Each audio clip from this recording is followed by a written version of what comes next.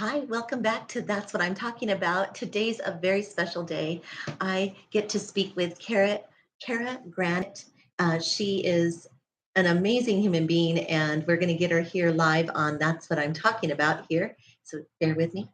Here we go. Let's go ahead and invite her to our show. This is behind the scenes stuff. Oops. All right. There she is.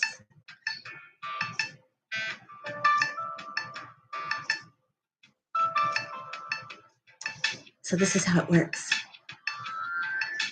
Super excited.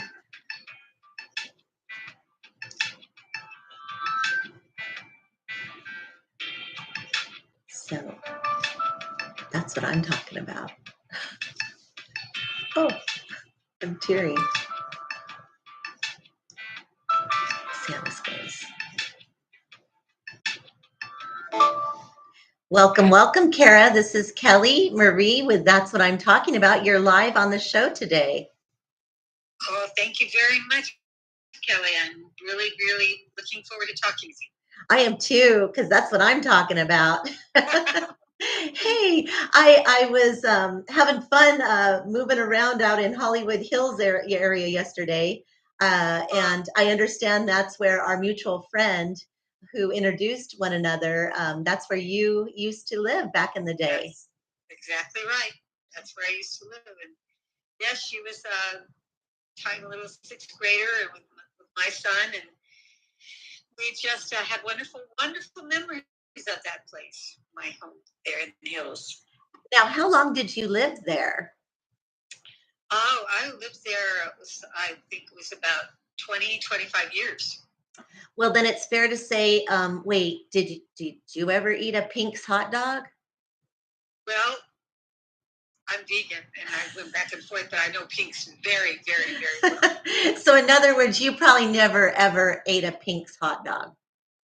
Didn't eat there, but I certainly went by there a million trillion times. It was my first time ever experiencing that yesterday, and I had so much fun. And I was like, Oh, they have everything under the sun, and of course, just kind of reminded me of fair food yes. with bacon and chili. And anyway, it was quite an experience.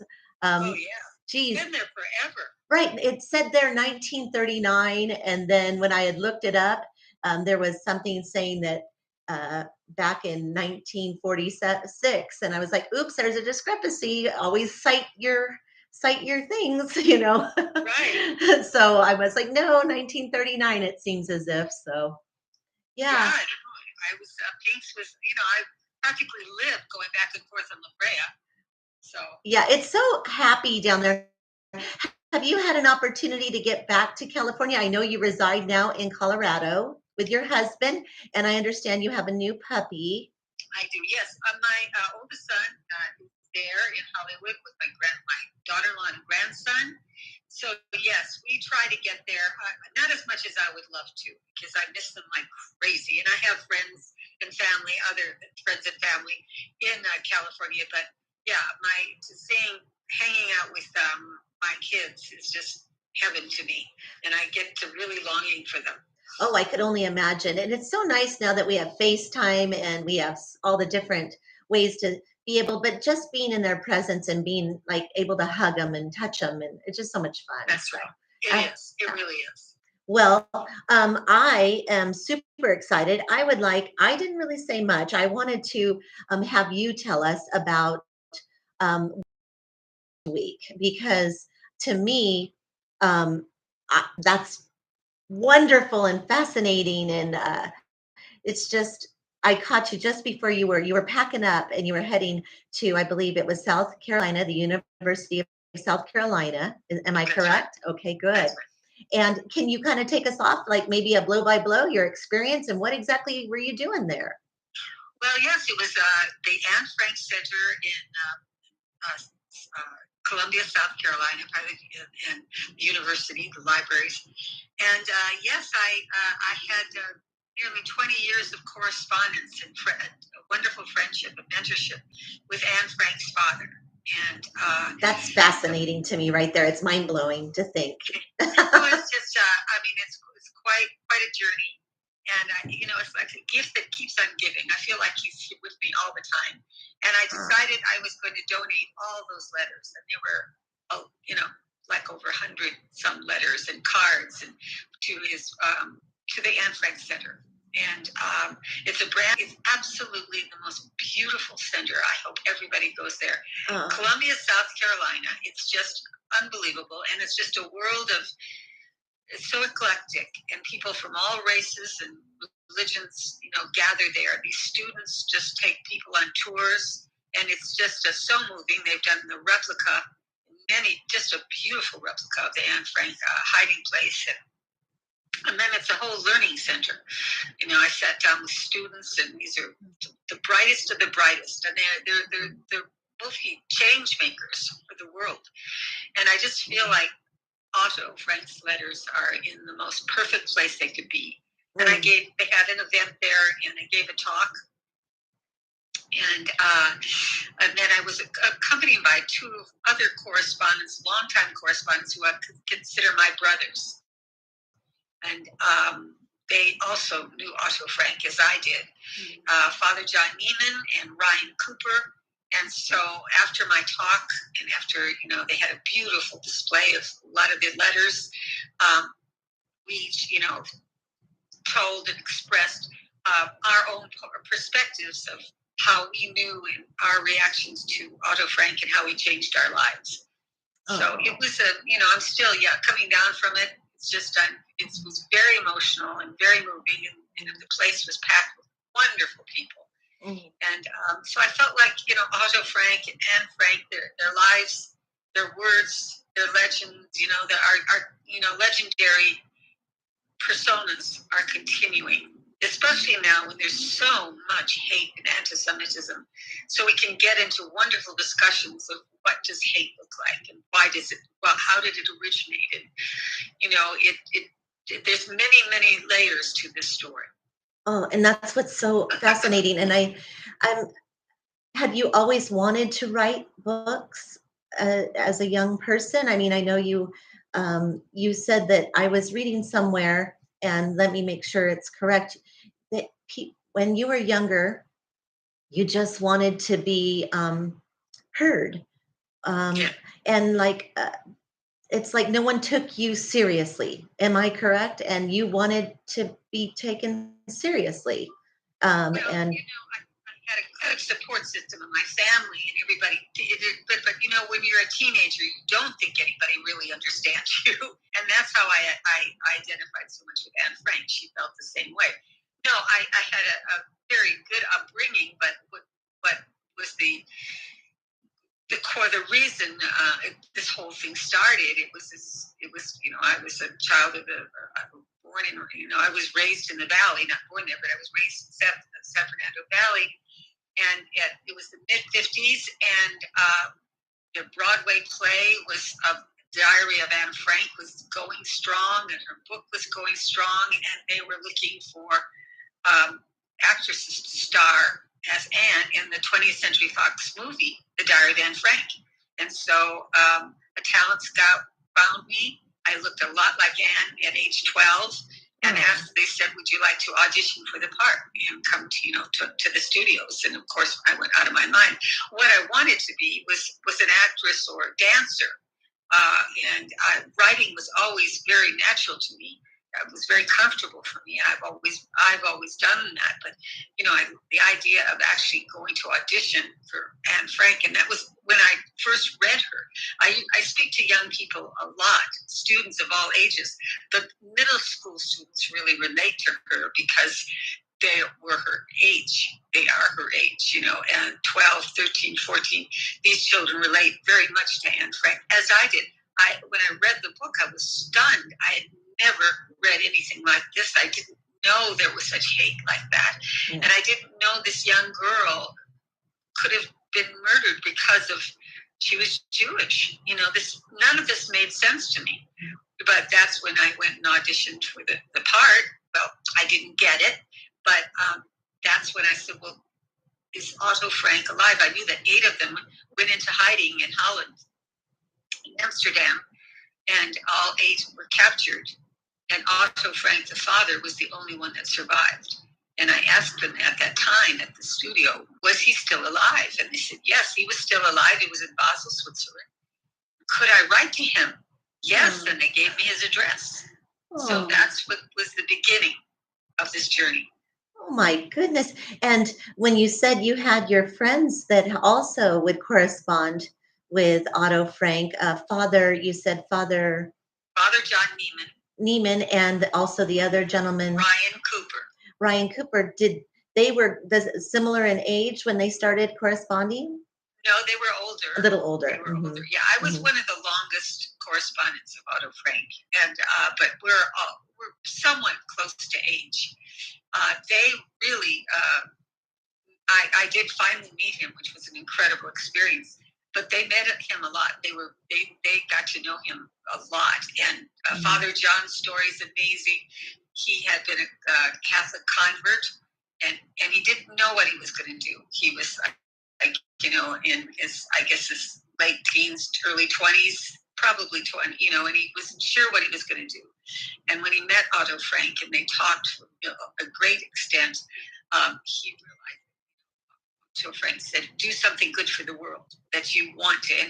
And for Father John, that meant becoming a priest. And Ryan Cooper had been the Jehovah's Witness, and he has quite a story he has written also about it. And he was, very lost. He didn't know what he wanted to do. And he was alone in the world, and was practically adopted by Otto Frank when Ryan went to Holland. So, I mean, each one has, and there are so many young people all over the world, hundreds and hundreds and hundreds of us. And I realized that when I finally met Otto and his second wife, Fritzi, who had, met him through her daughter. The two of them had survived the Holocaust. And when they took me back to their beautiful little place, and Otto Frank opened up this huge covered door, and from ceiling to floor, there were boxes and boxes and boxes of letters from children all over the world. Oh, that just touches my heart. When you're talking, it makes me think of your title, The Tree of Hope. Yes. And it's just all those letters and written on paper from, it just, you to be able to find this, well, he losing his family, losing Anne, right. And then having to be able to turn that tragedy into triumph, and then to continue with life, right. like you said, that's that tree of hope. Those are the roots, and yes, we're going to get chopped in here and there, and we can get, I don't know, our bark picked off us and as we go. And I mean, and things are going to happen. Branches are going to be, off of us. But look at what he did. Like you said, that cupboard of all the people that he befriended. And then for you, to also have over that many letters, I guess my emotions, you just moved me a little bit here. I'm quite a bit actually. In order to hand over those letters, how was that for you, as you had these for so long, right? Well, yes, and then to hand them, I mean, I know it went to a good home, and I know how cathartic that can all be, but how sweet, I mean, can you kind of tell us how all that, the ceremony, or how did it go? There's a great sense of peace, I will go back for 1 second. I wanted to say one of the reasons that the name of Tree of Hope, because I love nature so much, I consider that it's deep within my soul, all of nature. But one of the the turning point in the 60s, when we were hit with the Kennedy King assassinations and terrible race riots in the street, and the bloody Vietnam War, and all of this was happening. And I had never known such, a tumultuous hate like that and horror.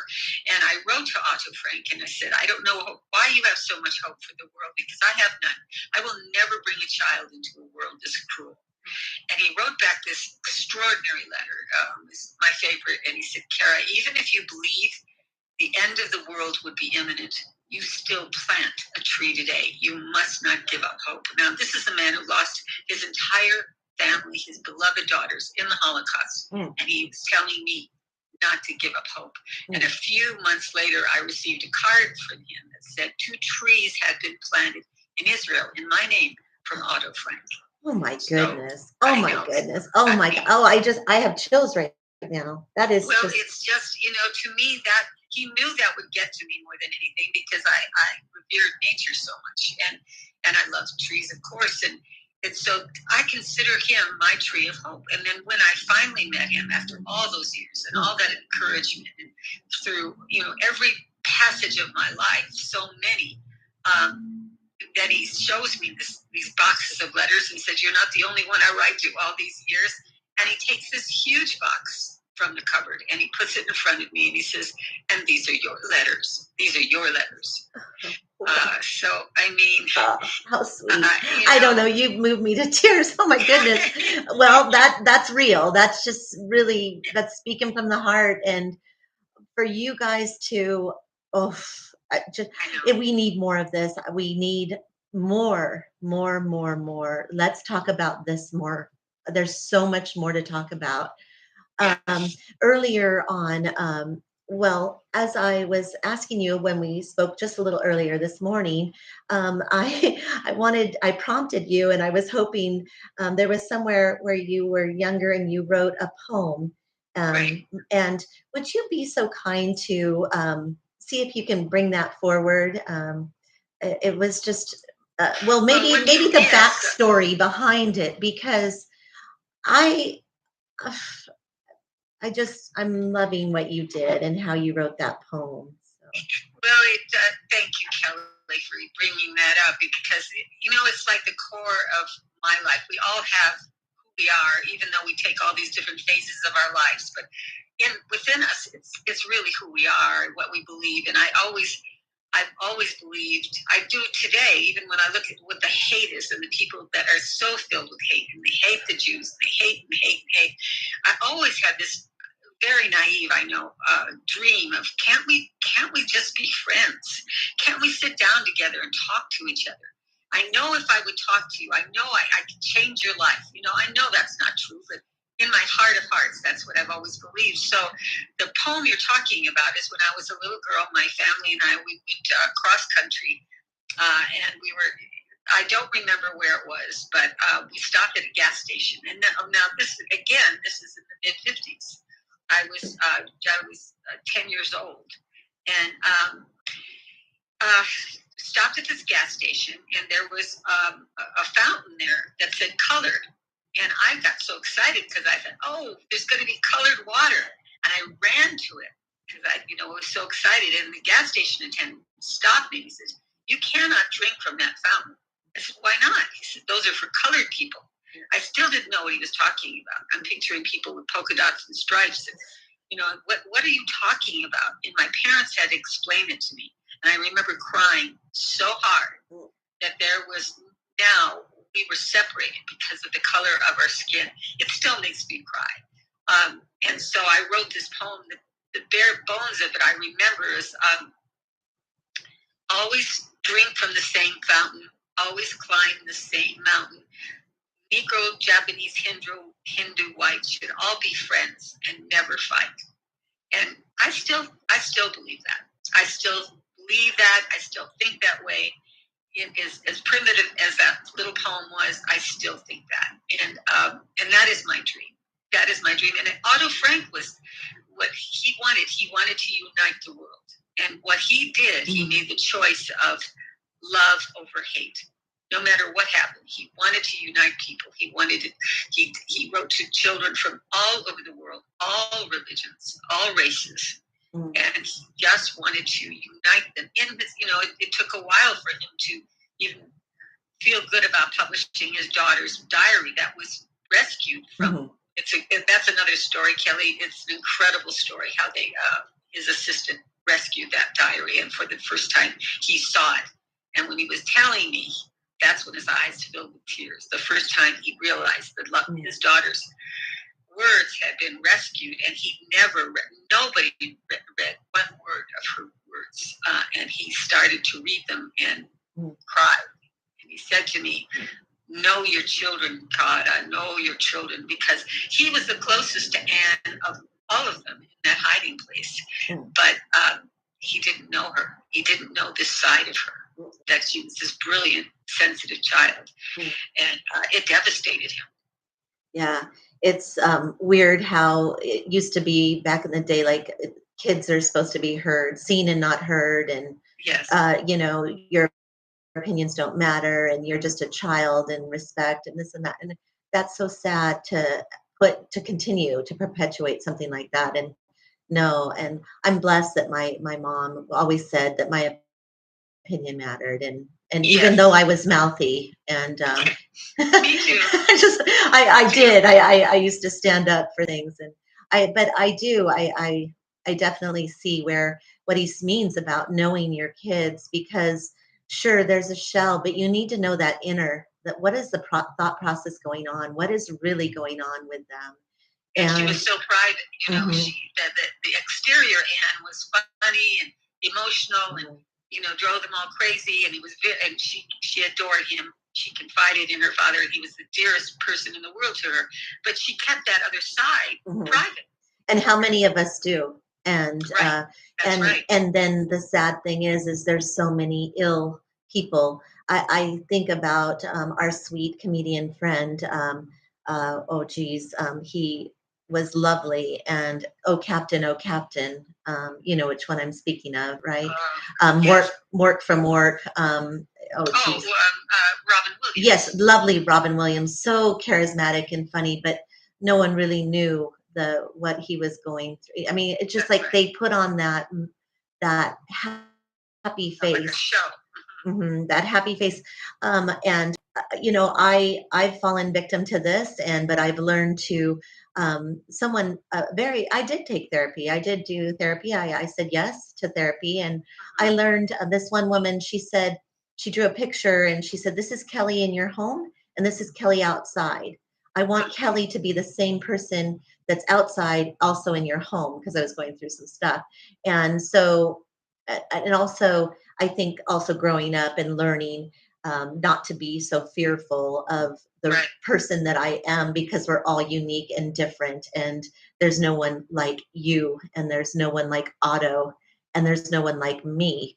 And so be confident and stand firm and be that person. And so she did help open that door so I could be the same Kelly that I was inside my home, and take some big major life steps and decisions. And ever since then, it's been really great. And wonderful. And I don't know about you, but there was a time where I was using alcohol as a crutch and masking stuff that needed to be done. So I was able to stop drinking 5 years ago, but it wasn't like I drank until I had these terrible problems in my home as a middle-aged woman, and not able to quite go there with what needed to be handled. But I think through the 12-step program, that also helped me to realize, after listening to so many people and their stories uninterrupted for at least 3 minutes time, I really connected the dots. It's so important to hear what others have to say. Yes, it really is. Everybody has a story. I consider myself a storyteller, and I would help people write their and every single person has a story. We're walking libraries, and it just takes courage to show up and say, this is who I am. This is who I always was. And to be able to say, I can stand here. One of the things that helps me when I give talks is hearing that inner voice. Sometimes it's Otto's voice, many times. That's if you find yourself, getting scared or watching, oh my God, whatever. And this voice just says, just tell the story. It's not about you. We're just channels of others. to tell the story and our inner self. And when we get out of ourselves, our own egos, we can communicate in a way that is so beautiful, and we reach each other because it comes from the heart. It's not our ego. The heart, speaking from the heart, and it does matter. Life matters, and Yes. I'm just so grateful that there was a connection made by our beautiful Patricia Burrows at Yes. Burgos, and she thinks the moon of you, and I love her. and I do want to ask, maybe we can reconnect down the road here, and we can share some more talk on this type of stuff. This is so important, and that we connect. And we are the human race. And I know this is Holy Week. I am Catholic, and I went to church at the church there. I'm not real familiar with the name, but it was really fun to be in Beverly Hills at Mass, and just everyone's reading that same reading. And it was neat though, because Father spoke to his audience, and he definitely was talking to writers and authors, and it was just so fun to hear him speak rather than over here in the Inland Empire. And they don't really talk about well, sometimes they talk about social media, but anyway. But I just I Spiritual time. Yes. yeah, this is such a beautiful week, and I'm just so grateful that you were able to come on our show. And I'm wishing you much success with your book writing and all your speaking engagements. And we'll talk more hopefully later down the road. And I just want to say thank you, Cara. Let people know they can. Oh, of course, I thank you, Kelly. Find my book on Amazon and Barnes and Noble, and share my website, word.com, if they want to read my book. And yes, I wish everybody great peace. It's very holy week. To me, all roads lead to the same source, no matter what we believe, as long as we love together. So I wish this Easter and Passover, which I'm grateful are happening right at the same time this year. That was, the Last Supper was the Seder, Passover. And I just feel this is a very, very spiritual time. And my dream is the same thing. Can we all be friends? Can we love each other? Can we love over hate? Absolutely. Love over hate. That's what I'm talking about. Thank you, Cara. Thank you, Kelly. Have a blessed day, and enjoy Holy Week. I will. You too, honey. Okay, bye-bye. Blessing. Thank Bye-bye. you. Bye.